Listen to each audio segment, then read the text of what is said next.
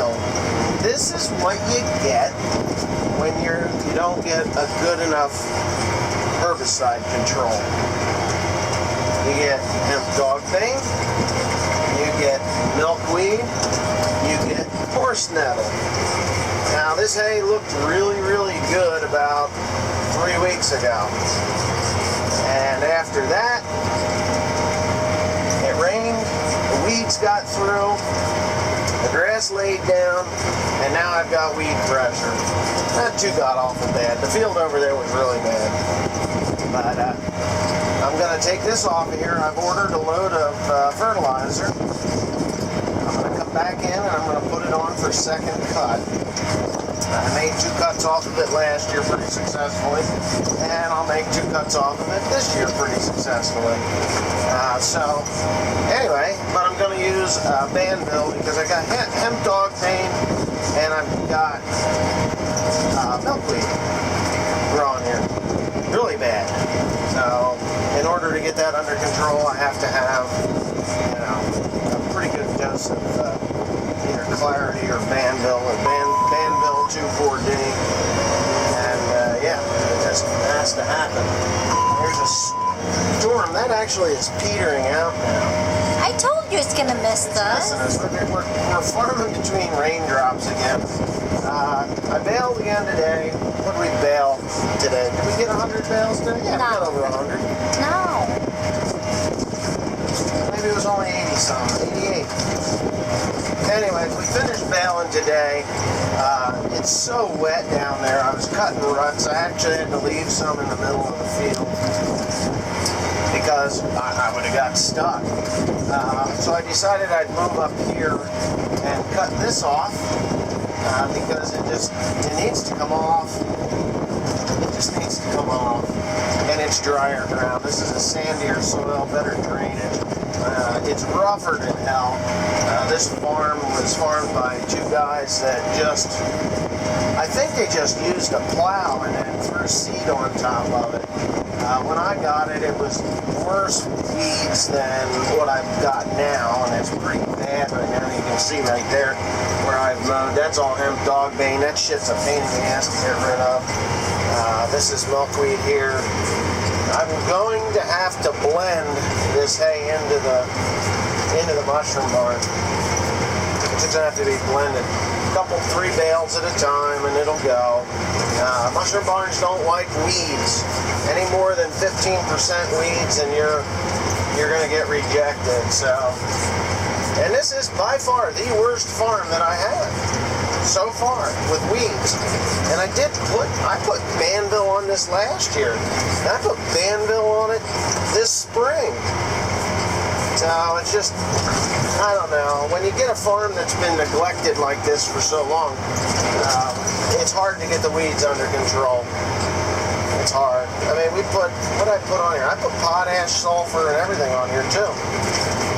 And it's not yielding bad. I mean, it's stacking up. I really hate these weeds. You can stop showing the weeds. You can stop showing the fucking weeds.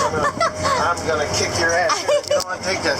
So the weeds, the one that's like right here next to me, she kind of grows on me. She's emphasizing the fucking weeds. I hate weeds. So anyway, so I'll torture her for a while, and yeah. Yeah, well, don't show the damn weeds. This is horrible. So if you got stuff, now you're showing my ears. No, I'm showing you. If you got a grass that has weeds like this in it, and you think you're going to go to the mushroom barn with it, and they're not going to take it, you have to blend it in.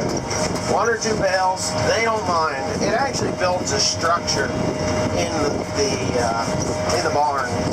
Some of the newer, more modern mushroom facilities, they force air into the compost and get it to break down at a decent rate. And this field is rougher than the bear's ass. Like I said, I think they just plowed it, threw grass seed on it, and walked away from it. And never thought twice about somebody else farming it. But anyway, I'd have to say that probably 15% of this field has got weeds in it. I mean, there's grass that's underneath it, but I'll see what it looks like in the bale. I'll see what it looks like in the bale. And This farm is always good for 100, 120 bales. So that's 3 tractor trail loads that have to be blended at 4 to 5 bales at a time, which is no big deal. And I do that all the time. But you know, some of the older mushroom barns, they don't have the composting technology that the newer composting facilities do. So a few weeds in it will actually let air flow, and the microbes and the bacteria can actually work within that. It can travel in the compost.